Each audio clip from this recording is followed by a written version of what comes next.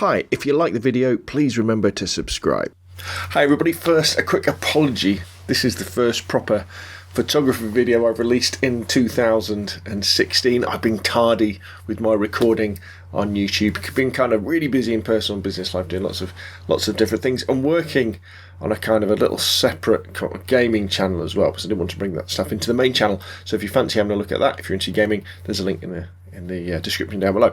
But here we are again, 2016, a new year, new opportunities to take our photography to a new level, where we want to take it to. So one of the first video about photography I wanted to put on the channel was kind of going back to basics a little bit and talking about composition.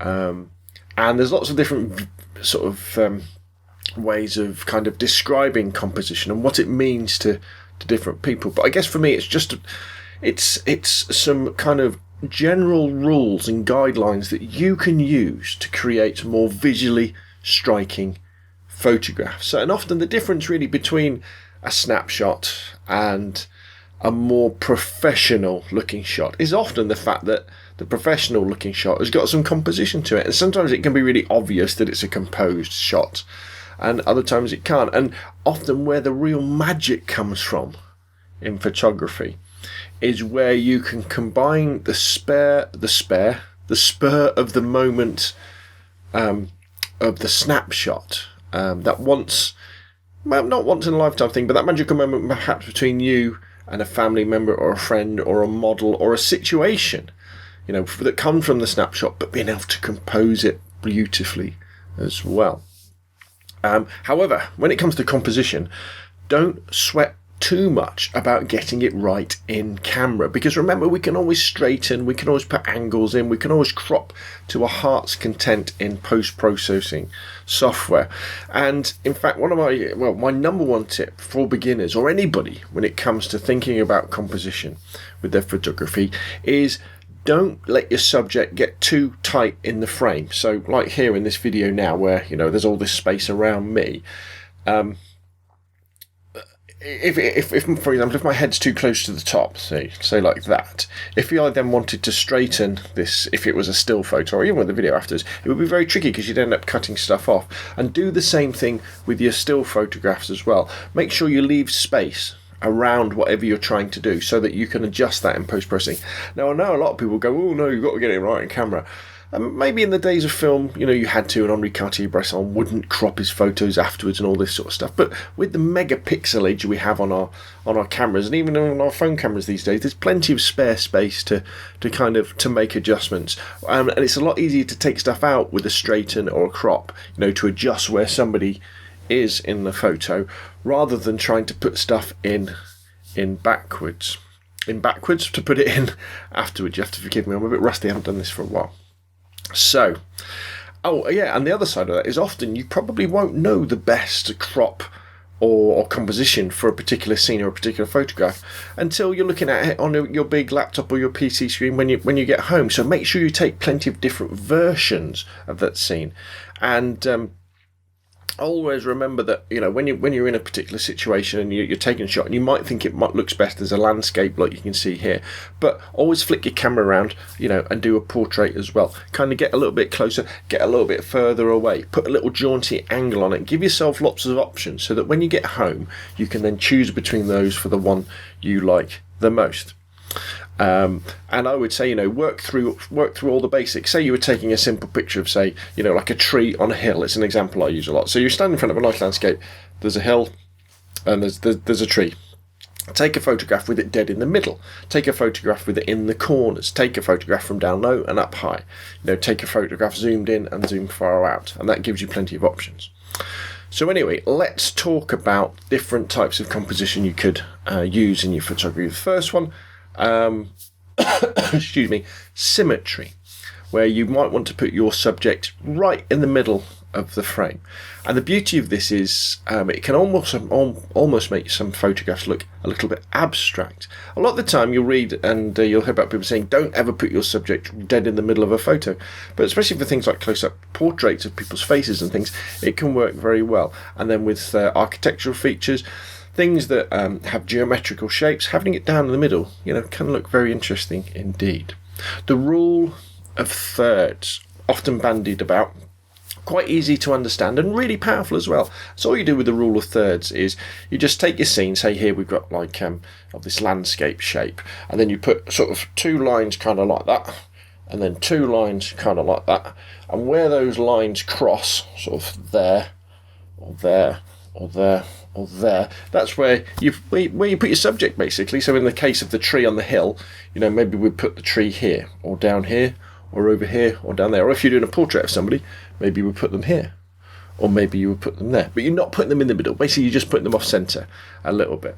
And and again, it's very, very powerful. And the beauty with post-processing is if you do put someone here, and there's a little bit too much space away, you can then crop that afterwards in post to help it a lot that way. Very powerful rule of thirds. Use it a lot.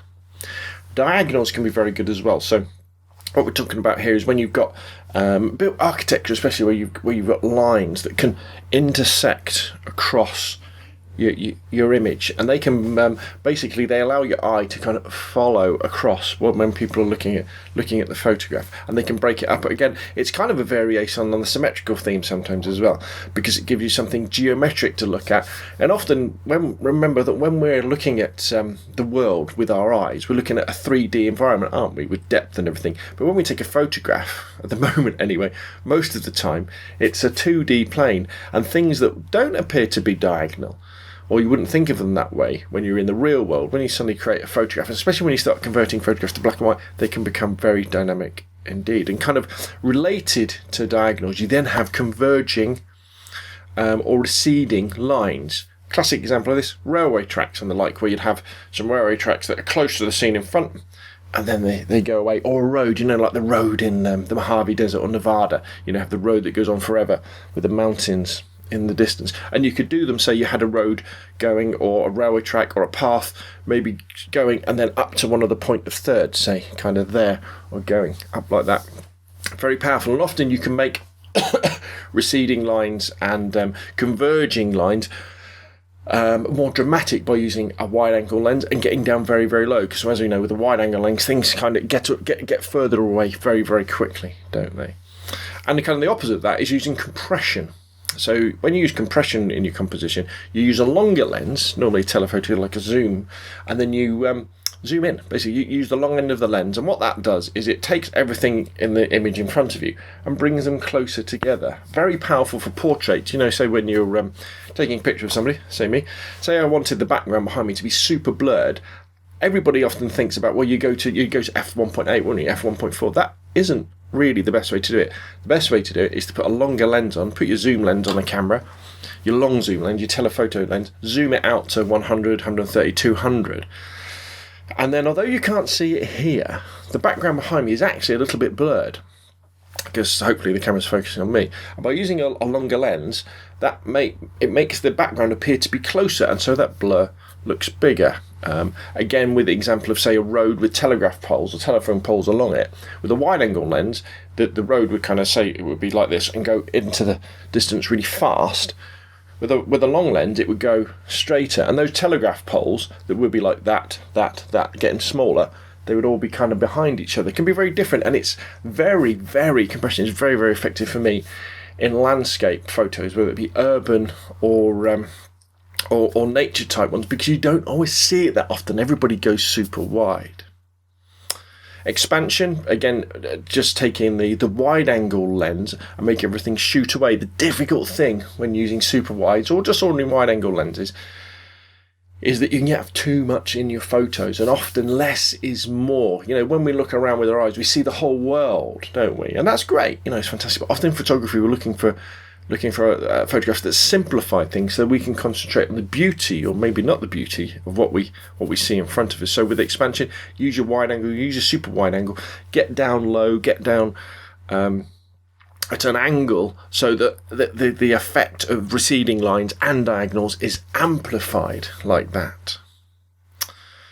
Cropping tight in camera can be very powerful. Now, I know at the beginning of the video I kind of said don't leave space around, but again, there's the fact that you can't always tell what the best crop is for a photo until you look at it at home is sometimes you might always end up leaving space around photos and not getting in close enough. And a good way of getting around this actually is that when you're editing a photo, look at somebody else's work, look at a famous photographer's work who inspires you, and think how they crop, and then crop like them. But if when your camera, especially when you're in a portrait session, put that long lens on and just physically get closer to your subject. It doesn't have to be portrait photography. It could be, say, you're out and doing some urban photography of some old buildings or something like that. You know, do your wide angle and wide angles where you get the scenes. Do your diagonals. Do your rule of thirds. But then just get really close.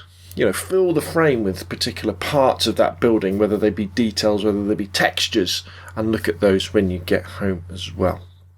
And then angles, I know they can be overdone, but you know, you don't always have to just go, you know, click, landscape, portrait. You can tip the camera over and tip the camera back for a nice Dutch angle. Just be careful, everything sort of looks like a 60s episode of Batman.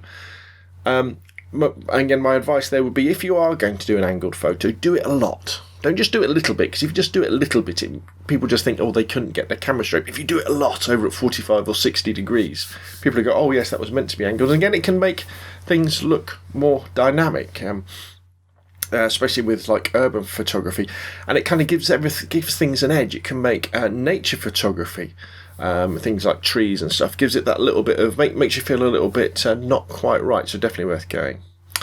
And always remember that when it comes to photography, you've got to rely on photographer's luck, or the lucky accident. And that means is that you can't always tell a great photograph when you press the shutter button. You just don't always see it. You don't know it's happened.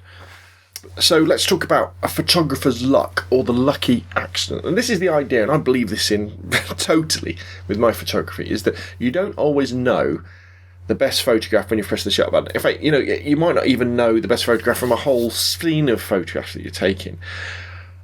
And you can't always plan to take the best photograph. You can't go out today and say, you know, I'm going to take an amazing photograph today. I'm going to do that. Say you were a photographer at the Super Bowl or the FA Cup. You couldn't go there and say, I'm going to take an amazing photo of the touchdown or the winning goal. That's what I'm going to do today. You can't say that, because you don't know. You might not be in the right place at the right time.